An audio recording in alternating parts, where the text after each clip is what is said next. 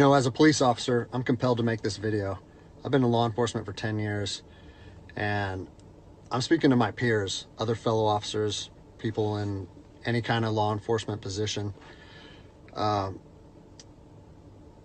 seen officers nationwide enforcing tyrannical orders against the people, and I'm hoping it's the minority of officers, but I'm not sure anymore, because every time I turn on the television, every time I look to the internet, I'm seeing people arrested or cited for going to church, for traveling on the roadways, for going surfing, opening their businesses, going to the park with their families, or doing nails out of their own house, using their own house as a place of business, and having undercover agents go there and arrest them and charge them with what?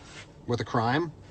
I don't know what crime people are committing by doing nails in their own house, but we're seeing this more and more and more, and we need to start looking at ourselves as officers and thinking, is what I'm doing right? Now, I want to remind you that regardless of where you stand on the coronavirus, we don't have the authority to do those things to people just because a mayor or a governor tells you otherwise. I don't care if it's your sergeant or your chief of police. We don't get to violate people's constitutional rights because somebody in our chain of command tells us otherwise. It's not how this country works. Those are de facto arrests. You know, we're violating people's rights and taking money from them, or even worse, arresting them and depriving them of their freedom when they are exercising their constitutional rights. So let's talk about that. Let's read something right here off of the Declaration of Independence. All men are created equal. Among these, we have the right to life, liberty, and the pursuit of happiness.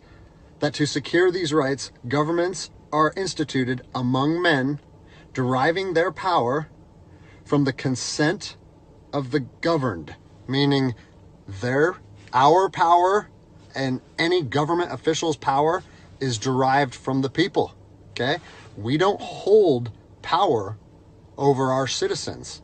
It's contradictory to everything that our country stands for. And this is what I'm seeing. First Amendment rights, telling people they can't go to church, freedom of religion. Okay? Telling people they can't protest, freedom of assembly. Fourth Amendment violations, illegal traffic stops to check for papers.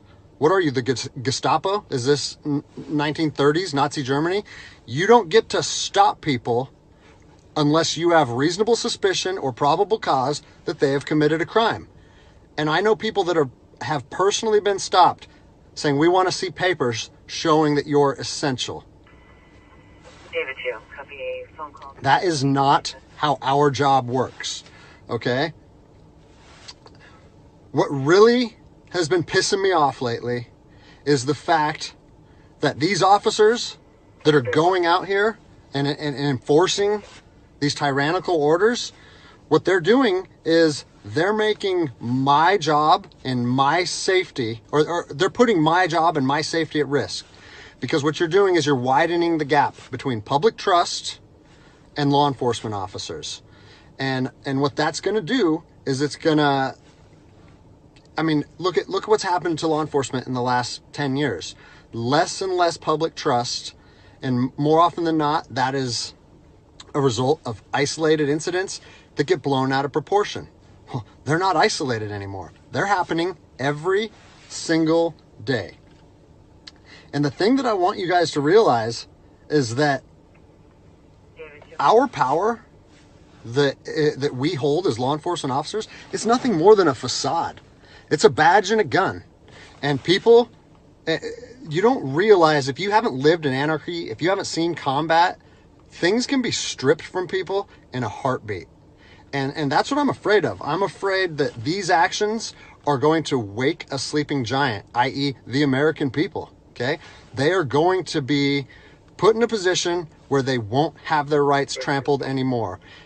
And us as law enforcement officers, we'll have our ability to enforce the law stripped from us in about 10 minutes.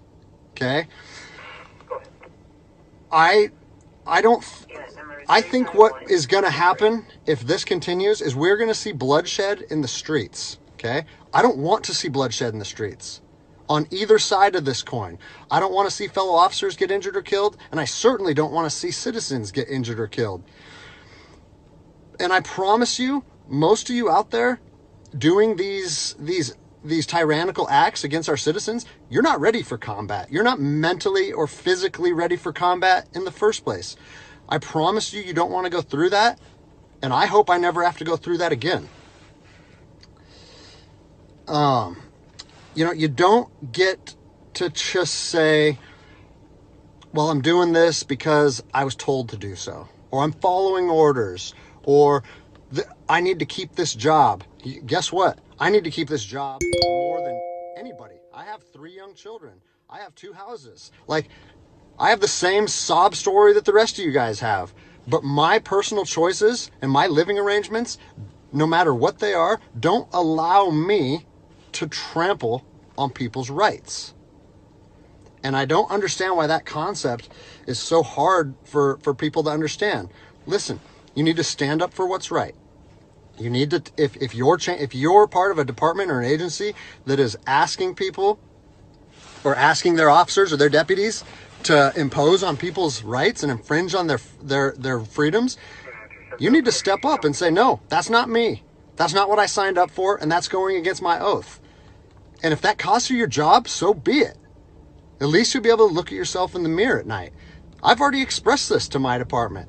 And luckily for me, I come from a department that I feel like my chain of command shares my view, but I don't care what department you're part of or what your chain of command thinks. You don't get to trample on people's liberty.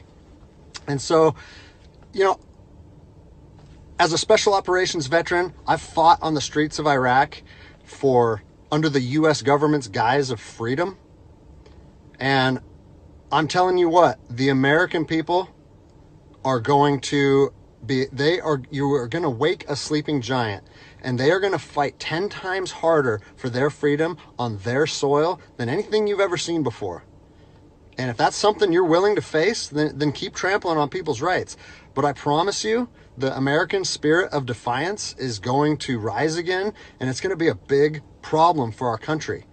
So I'll leave you with this, something that I learned as an E-nothing in the Army.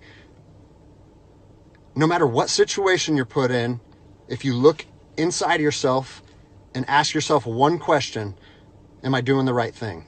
You ask yourself that, you know the answer.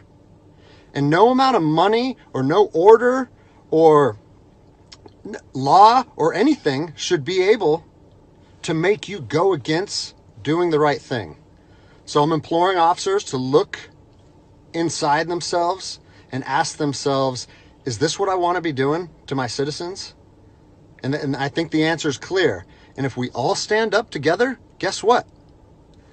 It'll be a non-issue, no factor, because people and law enforcement will be united like we should be.